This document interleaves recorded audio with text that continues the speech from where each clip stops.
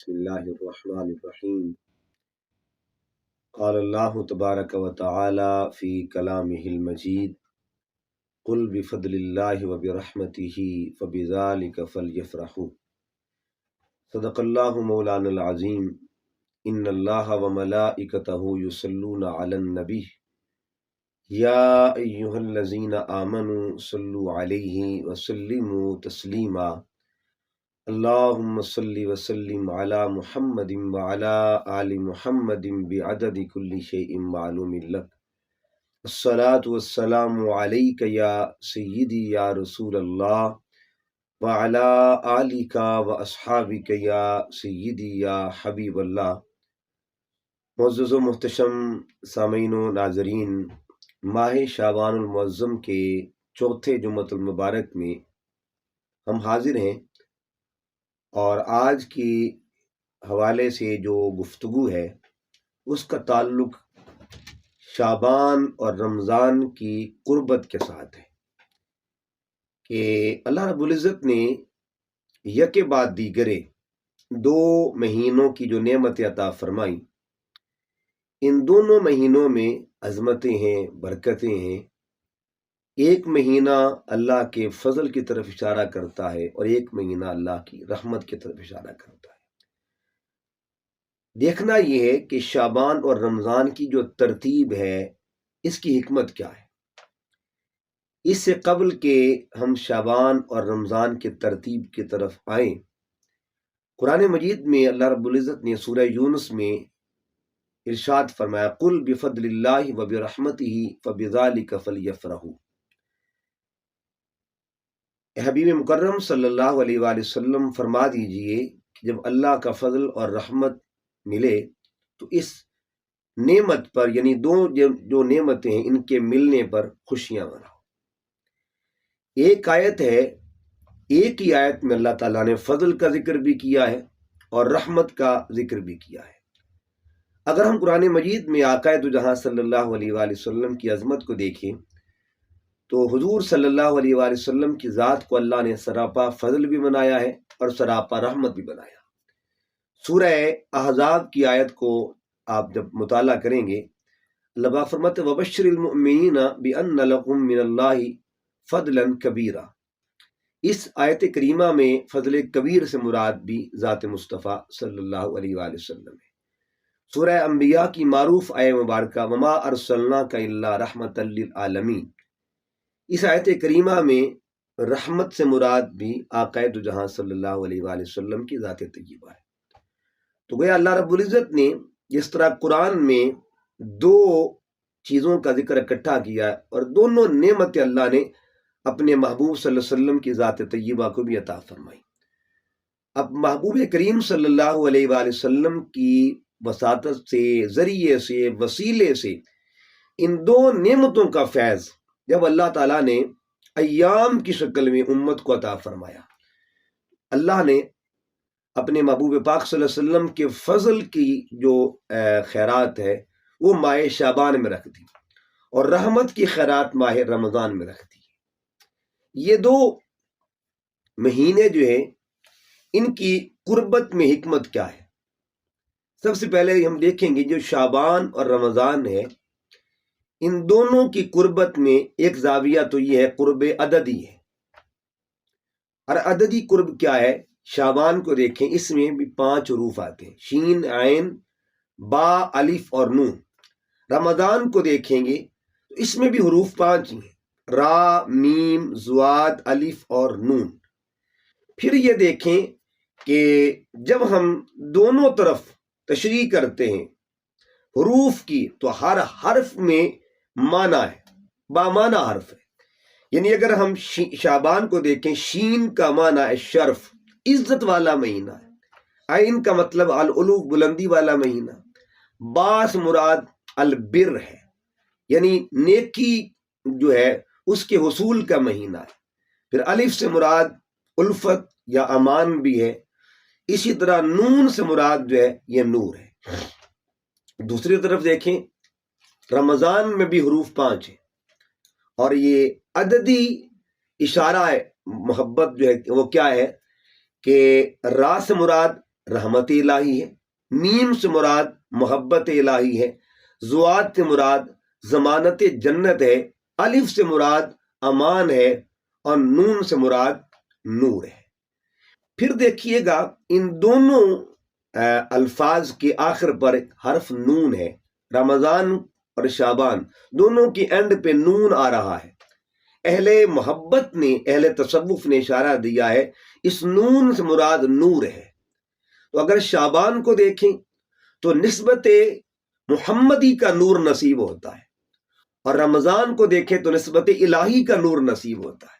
یہ دونوں انوار ہیں، نور خدا اور نور مصطفیٰ کی برکات اللہ رب العزت نے ایام کی شکل میں ان دو مہینوں میں رکھ دی ہیں۔ پھر دیکھیے گا اگر آپ حسن ترتیب کو دیکھیں تو میں اس کی مثالیں دے کے پھر اسی طرف آتا ہوں۔ ترتیب کی حکمتیں، یہ دین فطرت جو کہ اسلام دین فطرت ہے، اور اس کا حسن، اس کا جو نظم ہے، اس میں حکمتیں ہوتی ہیں۔ مثال کے طور پر جب ہم قرآن مجید کی طرف آتے ہیں، مطالعہ کرتے ہیں، تو قرآن میں ایک ترتیب کی حکمت ہے۔ سورہ فاتحہ شروع میں ہے اور سورہ بقرہ بعد میں ہے۔ یہ ترتیب جو ہے اس میں کمال ہے، اس نظم میں کمال ہے، حسن ہے، حکمتیں ہیں، معارف ہیں، اسرار ہیں۔ اور وہ کون سی حکمت ہے؟ آپ سورۃ الفاتحہ کا مطالعہ کریں، اس میں ہدایت کی جب دعا مانگی جاتی ہے، اہدنا الصراط المستقیم، تو سورۃ البقرہ کو دیکھیں تو اس دعا کا جواب ملتا ہے کہ ہدایت ملے گی کیسے، کون سی شخصیات ہیں، کون سا طبقہ ہے؟ ہدی للمتقین، فرمایا متقین کے لیے ہدایت۔ ادھر جو ہے دعائے ہدایت ہے، اور ادھر بتا دیا کہ وسیلہ ہدایت کون ہے؟ متقین ہے۔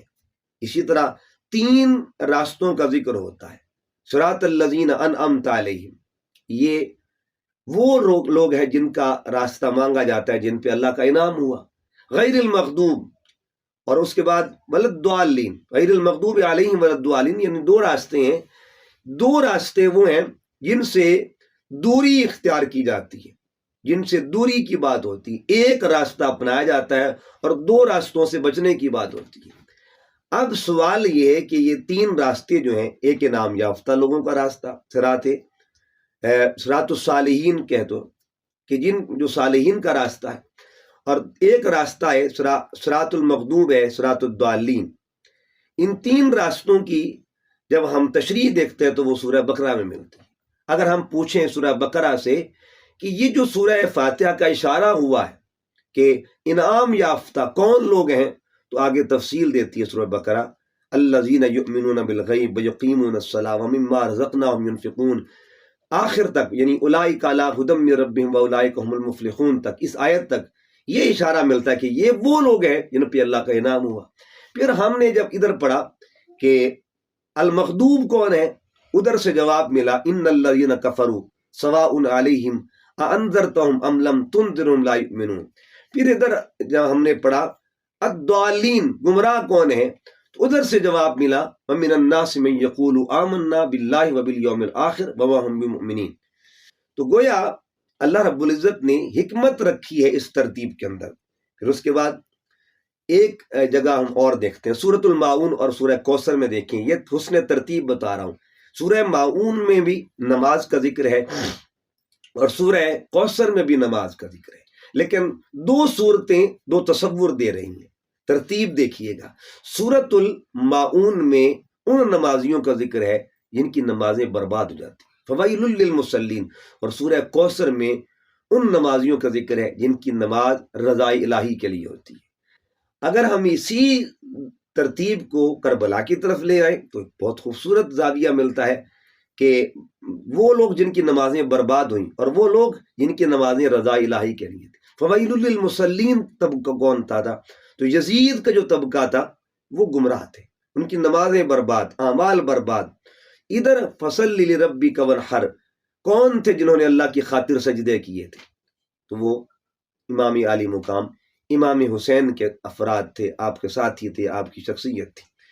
اسی طرح اگر ہم سورہ آیت الکرسی کو دیکھیں تو آیت الکرسی میں ایک بڑی ترتیب ہے خوبصورت، جو انسانی فطرت کو کے مطابق جو ہے اللہ رب العزت نے انسان کو مخاطب کیا، کیونکہ قرآن کا موضوع ہی انسان ہے، لہٰذا انسان کی تربیت کے لیے یہ بات کی گئی. لا تأخذہ سنۃ ولا نوم. اللہ تعالیٰ کی شان ہے، صفت ہے کہ وہ اونگ سے پاک ہے، نیند سے پاک ہے. یہاں جو ترتیب کا حسن ہے نا، پہلے اونگ کا ذکر کیا ہے، پھر نوم کا ذکر کیا. سنا کہتے ہیں اونگ کو، نوم کہتے ہیں نیند کو. یہ انسانی طبیعت کی جو ترتیب ہے اس کو مد نظر رکھتے ہوئے اللہ تعالیٰ نے انسان کو خطاب کیا اور بتا دیا کہ جس ترتیب سے تم گزرتے ہو نا، اونگ اور نیند، اللہ تعالیٰ اس سے پاک ہے. تو یہ حسن ترتیب ہے. جب ہم وضو کے حوالے سے دیکھتے ہیں تو ہمیں وہاں بھی یہی حسن ترتیب ملتی ہے. اب غور کریں کہ وضو کے فرائض کو دیکھیں. پہلا فرض ہے چہرہ دھونا، لیکن اس سے قبل سنتیں آتی ہیں.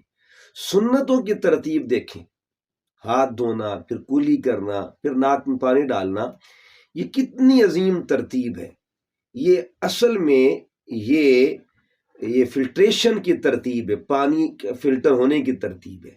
اور یہ جو اسپرچل کانسیپٹ ہے پانی کو فلٹر کرنے کا، اس کو سامنے رکھا گیا. سیرت محمدی صلی اللہ علیہ وسلم کی روشنی میں آقا علیہ السلام نے ہاتھ دھو کے گویا پانی کے کلر کو چیک کرنے کا طریقہ بتا دیا. حضور علیہ السلام نے کلی فرما کر پانی کے ٹیسٹ کا حل بتا دیا. اسی طرح آقا علیہ السلام نے ناک میں پانی مبارک ڈال کر پانی کی اسمیل کو چیک کرنے کا اصول اور پیمانہ بتا دیا. گویا یہ جو ترتیب ہے اس میں ایک حکمت تھی تاکہ پانی کلیئر ہو جائے اور پھر فرض کی طرف آیا جائے. پھر دیکھیں، ہم جب نمازوں کو دیکھتے ہیں، نماز میں فجر کو دیکھیں تو فجر اس وقت رکھی گئی جب انسان کا پیٹ خالی ہوتا ہے. تو خالی پیٹ 4 رکعتیں رکھی. پھر عشاء کی نماز کو دیکھیں، 17 رکعتیں رکھی. کیوں؟ کیونکہ اس وقت بندے نے کھانا کھایا ہوتا ہے اور پھر آرام کرنا ہوتا ہے. نظام انہضام کو درست کرنے کے لیے، مینج کرنے کے لیے کوئی اللہ رب العزت نے اس میں محبوب کریم صلی اللہ علیہ وسلم کی سیرت کے ذریعے وہ 17 رکعتیں رکھ دی تاکہ انسان ایکسرسائز اس صورت میں کر دے. روحانی مشق جو ہوتی ہے تاکہ رات کی نیند سکون سے آ سکے. یہ جو بھی ترتیب ہے اسلام کی، اس کے پیچھے کوئی نہ کوئی حسن ہے، نظم جو ہے رکھا ہوا، اس میں کوئی نہ کوئی کمال ہے. اب ہم آتے ہیں ترتیب شہور، یعنی مہینوں کی جو ترتیب ہے اس میں بھی حکمت ہے. مثال کے طور پر آپ اسلامی مہینوں کا شیڈول دیکھیں تو پہلا مہینہ ہے محرم، آخری مہینہ ہے ذی الحجہ. یہ 2 مہینے باؤنڈریز پہ ہیں، یعنی ادھر محرم ادھر ذی الحجہ ہے. یہ 2 مہینے، ایک وہ ہے جس سے اسلامی سال شروع ہوتا ہے اور ایک مہینہ جس پہ اسلامی سال کا اینڈ ہوتا ہے. اور یہ 2 مہینوں کے پیچھے ایک پوری تاریخ ہے، ایک ہسٹری ہے. 2 مہینوں کا تعلق 2 یادوں کے ساتھ ہے. 2 مہینوں کا تعلق 2 خاندانوں کے ساتھ ہے. اور وہ 2 خاندان کون سے ہیں جن کا نماز میں بھی ذکر ہوتا ہے درود پاک میں؟ اللہم صلی علی محمد وعلی آل محمد کما صلیت علی ابراہیم وعلی آل ابراہیم انک حمید مجید. یہ 2 خاندانوں کا تذکرہ. تو ادھر دیکھیں ترتیب ایام یا ترتیب شہور دیکھیں، ذی الحجہ کو دیکھیں اور محرم کو دیکھیں. ایک طرف وہ خاندان ہے جس کو خاندان منا کہتے ہیں، ایک طرف خاندان کربلا ہے، ایک طرف آل ابراہیم، ایک طرف آل محمد صلی اللہ علیہ وآلہ وسلم. وہ بھی 10 والے ہیں، یہ بھی 10 والے ہیں. علامہ اقبال نے کیا خوب فرمایا، غریب و سادہ و رنگین ہے داستان حرم، نہایت اس کی حسین ابتدا ہے اسماعیل. یہ ترتیب شہور جو ہے اس کے پیچھے ایک پوری تاریخ ہے. اسی طرح پھر 2 مہینوں کو دیکھیں، یکے بعد دیگرے آتے ہیں، ربیع الاول اور ربیع الثانی. ربیع الاول کا معنی ہے پہلی بہار اور ربیع الثانی کا معنی دوسری بہار. اگر اس کو ہم روحانی پس منظر کے ساتھ دیکھیں تو پھر ربیع الاول کا تعلق بھی بہار کے ساتھ ہے، ربیع الثانی کا تعلق بھی بہار کے ساتھ. ربیع الاول کا تعلق رسول اعظم کی ذات کے ساتھ اور ربیع الثانی کا تعلق غوث اعظم کی ذات کے ساتھ. ربیع الاول کا جو تعلق ہے وہ شاہ 2 جہان کے ساتھ ہے اور ربیع الثانی کا تعلق شاہ جیلان کے ساتھ ہے. یہ جو ترتیب شہور ہے اس میں بھی حکمتی اور راز ہوا کرتے ہیں. پھر دیکھیں آپ شعبان اور رمضان. اب ہم ادھر آتے ہیں، اگر اس رمضان اور شعبان اور رمضان کی ترتیب کو دیکھیں تو ذہن میں سوال پیدا ہوتا ہے، کیا اس میں بھی کوئی حکمت ہے، کوئی راز ہے، کوئی پس منظر ہے؟ سب سے بڑی حکمت، سب سے بڑا راز یہ ہے کہ آقا دو جہاں صلی اللہ علیہ وسلم کی ذات طیبہ نے جب شعبان کا ذکر کیا تو اپنے اقوال کی روشنی میں آپ نے ساتھ رمضان کا ذکر بھی فرمایا. یعنی حضور علیہ السلام کی فرامین کے مطابق آقا صلی اللہ علیہ وسلم نے اکٹھا ذکر کیا، پہلے شعبان کا پھر رمضان کا. تو اس نسبت کو یاد کرنے کے لیے شعبان اور رمضان کی محبت کو رکھ دیا گیا. اب میں وہ احادیث طیبہ آپ کے سامنے رکھنا چاہتا ہوں جس میں نبی کونین صلی اللہ علیہ وآلہ وسلم نے دونوں مہینوں کا اکٹھا ذکر فرمایا. سب سے پہلے بڑی مشہور اور معروف حدیث مبارکہ ہے، آقا علیہ السلام فرماتے ہیں شعبان شہری و رمضان شہر اللہ. شعبان میرا مہینہ ہے اور رمضان اللہ کا مہینہ ہے. ایک فرمان ہے، ایک فرمان میں دو نسبتوں کا ذکر کیا، ایک فرمان میں دو مہینوں کا ذکر کیا، ایک فرمان میں دو طرح کے شہور کا ذکر کیا. تو گویا آقا دو جہاں صلی اللہ علیہ وسلم کی ذات طیبہ کا یہ قول مبارک، آپ کا فرمان مبارک، یہ دونوں مہینوں کا اکٹھا ذکر جو ہے اس کا اظہار فرما رہے ہیں. اس کے بعد ایک اور حدیث سے بات سرکار صلی اللہ علیہ وسلم نے فرمایا اللہم بارک لنا فی رجب، اے اللہ ہمارے رجب میں برکت عطا فرما، و شعبان اور شعبان میں، و بلغنا رمضان اور ہمیں رمضان تک پہنچا. یعنی ایک ہی قول مبارکہ ہے، ایک ہی فرمان مبارکہ ہے، اس میں سرکار نے شعبان کا ذکر بھی فرمایا اور رمضان کا ذکر بھی فرمایا. پھر ایک اور حدیث پاک حضور سیدہ عائشہ صدیقہ رضی اللہ تعالی عنہا، آپ اس کی راویہ ہیں، فرماتی کانا احب الشہور الی رسول اللہ صلی اللہ علیہ وآلہ وسلم ان یصومہ شعبان ثم یصلہ برمضان. یعنی ایک ہی قول مبارکہ، کنز المال کی یہ حدیث مبارکہ ہے، تو ایک ہی سرکار کا فرمان ہے، اس میں دونوں نسبتوں کا ذکر کیا، شعبان کا اور رمضان کا. پھر ایک اور حدیث مبارکہ، اس کی راویہ ام المومنین سیدہ ام سلمہ رضی اللہ تعالی عنہا ہے. آپ فرماتی ہیں ان النبی صلی اللہ علیہ وسلم انہ لم یکن یصوم من السنۃ شہرا تاما الا شعبان یصلہ برمضان. تو گویا آقا تو جہاں صلی اللہ علیہ وسلم کی ذات طیبہ ایک ہی فرمان میں دونوں مہینوں کا اکٹھا ذکر کر رہے ہیں. یہ حسن ترتیب یہ ہے کہ اس کے پیچھے فرمان مصطفیٰ ہے، اس کے پیچھے قول مصطفیٰ صلی اللہ علیہ وآلہ وسلم ہے. گویا ان دونوں نسبتوں کا اکٹھا ذکر کرنا یہ بھی سنت مصطفیٰ صلی اللہ علیہ وآلہ وسلم. پھر اگر ایک اور نسبت کو ملا لیں، یعنی چونکہ ایک ایسی بھی حدیث پاک جس میں سرکار نے ایک ہی فرمان میں 3 مہینوں کا ذکر کیا، رجب کا، پھر شعبان کا، پھر رمضان کا. یعنی یہ بھی مہینوں کی عظمت ہے کہ اس کے وہ مہینے جو زبان مصطفیٰ پہ جن کا نام آ گیا، حضور علیہ السلام کے مبارک لب جو ہیں ان پر جن مہینوں کا نام آ گیا، یہ بھی ایک عظمت کا گوشہ ہوتا ہے. تو حضور علیہ السلام نے اپنی زبان اطہر سے رجب کا نام لیا، پھر شعبان کا نام لیا، پھر سرکار نے رمضان کا نام لیا. اب یہ بھی ایک ترتیب کا زاویہ ہے. اہل محبت اور اہل تصوف فرماتے ہیں کہ جو رجب ہے وہ پہلے آتا ہے، پھر شعبان آتا ہے، پھر رمضان. رجب جو ہے وہ بیج بونے کا مہینہ ہے، بیج بونے کا. شعبان جو ہے وہ پانی دینے کا مہینہ ہے، اور رمضان جو ہے یہ پھل کاٹنے کا مہینہ. کتنی خوبصورت تشریح.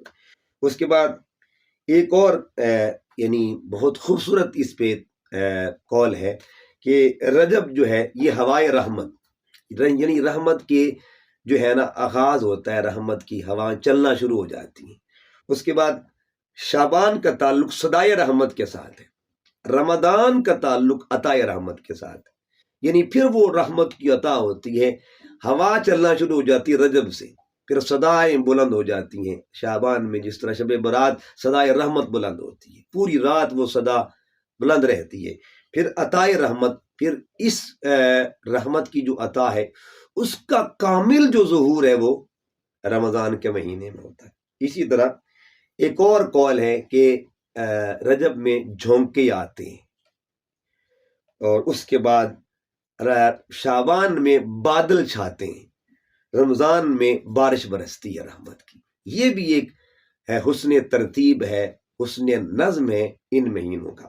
اس کے بعد ہم دیکھتے ہیں کہ اس کے ساتھ ایک اور خوبصورت سی نسبت تینوں مہینوں کی. آپ غور کریں گے رجب میں بھی ایک رات آتی ہے، شعبان میں بھی ایک رات آتی ہے، اور رمضان میں بھی ایک رات آتی ہے. رجب کی رات کو لیلۃ الاسرا بھی کہتے ہیں، شب معراج جس طرح ہم کہتے ہیں. اسی طرح شعبان کی رات کو شب برات کہتے ہیں، رمضان کی رات کو شب قدر کہا جاتا ہے. شب معراج، شب برات اور شب قدر. اب 3 مہینے جو ہے ترتیب کے ساتھ، اور تینوں مہینوں کو اللہ نے ایک ایک رات بخشی ہوئی ہے. ان راتوں کی نسبتوں کو دیکھ لیں. ایک رات کا تعلق جو ہے وہ مقام کے ساتھ ہے، ایک رات کا تعلق پیغام کے ساتھ ہے، اور ایک رات کا تعلق کلام کے ساتھ ہے. شب معراج اس کا تعلق مقام مصطفیٰ صلی اللہ علیہ وسلم کے ساتھ. حضور کو اللہ نے بے حجاب اپنا دیدار کروایا، یعنی وہ شب مقام مصطفیٰ ہے. اسی طرح یہ جو شب برات، یہ شب پیغام ہے. یہ پیغام کی رات، امت کو پیغام ملتا ہے. ٹھیک ہے جی، کہ آج کس کس نے یہ پیغام لکھے جاتے ہیں. امت کو اللہ کی طرف سے بھی پیغام آتا ہے، اور پھر لکھا بھی جاتا ہے کہ کس نے آئندہ سال آنا ہے، کس نے جانا ہے. پھر یہ جو شب قدر ہے، اس کو یعنی شب کلام، انا انزلناہ فی لیلۃ القدر، اس میں اللہ تعالیٰ کا کلام نازل ہوگا. تو یہ بھی 3 نسبتیں. اسی طرح ایک اور خوبصورت نسبت ہے، وہ نسبت ہے اس کا تعلق حضور علیہ السلام کے خانوادے کے ساتھ ہے. رجب کو دیکھیں تو اس میں ولادت مولا علی ہوئی، شعبان کو دیکھیں تو ولادت امام حسین ہوئی، رمضان کو دیکھیں تو ولادت امام حسن مجتبیٰ. ادھر 13، پھر 3 شعبان، پھر 15 رمضان. گویا یہ تینوں زاویے جو ہیں یہ بھی ایک محبت کا پہلو ہے. اب ہم اس ترتیب کے حوالے سے خوبصورت زاویہ اور بیان کرتے ہیں کہ پہلے شعبان کو رکھا، پھر رمضان کو رکھا. یہ ترتیب توسل بھی ہے، وسیلہ. یعنی یہ مہینہ چونکہ شعبان کا آقا علیہ السلام کا ہے، رمضان کا مہینہ اللہ کا ہے، تو اللہ کے مہینے تک پہنچنے کے لیے پہلے ماہ مصطفیٰ سے گزرنا پڑے گا. اللہ کے مہینے کو پانے کے لیے پہلے ماہ مصطفیٰ کی برکتیں حاصل کرنا پڑے گی. اللہ کے مہینے کے انوار حاصل کرنے کے لیے پہلے ماہ مصطفیٰ سے محبت کرنی پڑے گی، ماہ مصطفیٰ کا فیض لینا پڑے گا، ماہ مصطفیٰ کی برکات لینی پڑیں گی، پھر اللہ کے مہینے کی طرف منتقل ہوں گے. گویا یہ توسل ہے کہ پہلے مصطفیٰ کے مہینے سے گزرو گے تو خدا کے مہینے میں داخلہ ہوگا. تو یہ مہینہ مصطفیٰ ہے، وہ مہینہ خدا ہے. تو پہلے یہ مہینہ اشارہ دے رہا ہے پہلے در مصطفیٰ پہ آؤ، اور پھر در خدا کی رسائی نصیب ہوگی. بخدا خدا کا یہی ہے در، نہیں اور کوئی مفر مکر، جو وہاں سے ہو یہیں آ کے ہو، جو یہاں نہیں تو وہاں نہیں. یہاں نسبت محمدی صلی اللہ علیہ وسلم کی خیرات لے کے اللہ کی قرب تک بندہ پھر جاتا ہے. اس کے بعد یہ ترتیب بخشش بھی ہے. یہ بھی بخشش کی صدائیں آتی اس مہینے میں بھی، اور ظاہری بات ہے شب برات کو تو صدائیں عام ہوتی ہے نا. پھر اب جو قرآن مجید کی ترتیب ہے بخشش کے حوالے سے، اس کو بھی غور کریں. وَلَوْ أَنَّهُمْ إِذْ ظَلَمُوا أَنفُسَهُمْ جَاءُوكَ فَاسْتَغْفَرُوا اللَّهَ وَاسْتَغْفَرَ لَهُمُ الرَّسُولُ. پہلے فرمایا جاؤک، در مصطفیٰ پہ آؤ، جاؤک حبیبی، پہلے آپ کے دروازے پہ آئے، فاستغفر اللہ، پھر اللہ سے بخشش مانگیں. تو گویا یہ ترتیب بھی بتا رہی ہے کہ پہلے در مصطفیٰ پہ آؤ، اور پھر در مصطفیٰ پہ آ کے استغفار کرو. گویا یہ شعبان کے برکات لے کے رمضان میں استغفار کرو، انوار شعبان کے استغفار رمضان میں کرو. گویا یہ بھی ایک ترتیب ہے. اسی طرح ترتیب معرفت بھی ہے. یہ ترتیب توسل بھی، ترتیب بخشش بھی، ترتیب معرفت بھی، کہ جس نے حضور علیہ السلام کے مہینے کی معرفت حاصل کر لی، اسے اللہ تعالیٰ اپنے مہینے کی معرفت عطا کر دے گا. جسے اپنے محبوب کے مہینے کی پہچان پہلے اللہ کرواتا ہے کہ میرے محبوب کے مہینے کی معرفت حاصل کرو. اور صالحین جو تھے اس مہینے سے کمر بستہ ہوتے تھے اور انوار اس کے حاصل کرتے تھے، پھر اس مہینے کے انوار لے کے پھر آگے انوار رمضان کی طرف جاتے تھے. کیونکہ یہ نسبت مصطفیٰ صلی اللہ علیہ وسلم کے ساتھ سجا ہوا مہینہ ہے. جب اس کے انوار حضور علیہ السلام کی ان نسبتوں کے ساتھ مزین ہوں گے تو پھر وہ آگے اللہ اپنی بارگاہ میں اسے جلدی قبول فرما دے گا. یہ ترتیب ساعت بھی ہے. ساعت یعنی وہ ساعت خاص جو اللہ پاک نے ادھر بھی رکھی ادھر بھی رکھی۔ ترتیب سات کیا ہے کہ اس مہینے میں یہ انسان کو پیغام ملتا ہے کہ رات گزاری جاتی شعبان میں شب برات، تاکہ آگے جو تجھے راتیں گزارنی ہے رمضان کی تجھے مشق نصیب ہو جائے۔ اسی طرح یہ جو ترتیب ترغیب بھی ہے کہ پہلے اس مہینے کی برکتیں رکھ کے یہ مہینہ ترغیب دیتا ہے، کیونکہ اب یہ مقدمہ ہے، یہ تمہید ہے، اس مہینے میں تمہید باندھی جاتی ہے، پھر تفصیل جو ہے وہ رمضان میں۔ اس طرح ہم کتاب لکھتے ہیں نا، کتاب میں مقدمہ پہلے لکھا جاتا ہے، پھر آگے اس کی ساری تفصیل ہوتی ہے۔ اگر مقدمہ مضبوط ہوگا، مقدمے میں کمال ہوگا، تو آگے پھر تفصیل کا بھی مزہ آتا ہے۔ جب بندہ مقدمے کو دیکھا کہ جتنا اس کا مقدمہ اتنی عالی شان ہے، اس کی تفصیل کتنی عالی شان ہوگی، تو یہ جو ہے شعبان یہ مقدمہ ہے، اور اس کے بعد رمضان اس کی تفصیل ہے۔ گویا یہ ترغیب محبت اور یہ ساری برکتیں جو ہیں اللہ رب العزت اپنے بندوں کو اس طرح عطا فرماتا ہے کہ شعبان اور رمضان کی برکات جو ہے یہ انتظار کا مہینہ بھی ہے اللہ کی اس مہینے کا، تو گویا یہ ویٹنگ منتھ ہے اگلے مہینے کا، یہ استقبالیہ مہینہ ہے اللہ کے اس مہینے کا۔ انشاءاللہ اگلے جمعہ اس پر مزید گفتگو کریں گے استقبال رمضان کے حوالے سے۔ اللہ تعالیٰ کی بارگاہ میں دعا کرتے ہیں اللہ تعالیٰ ہمیں ان دونوں مہینوں کے انوار نصیب فرمائے، ان دونوں کی برکات نصیب فرمائے، اور نسبت مصطفیٰ صلی اللہ علیہ وسلم کے ذریعے سے ہمیں قرب خدا بندی کا سفر عطا فرمائے۔ وما علیہ الا البلاغ۔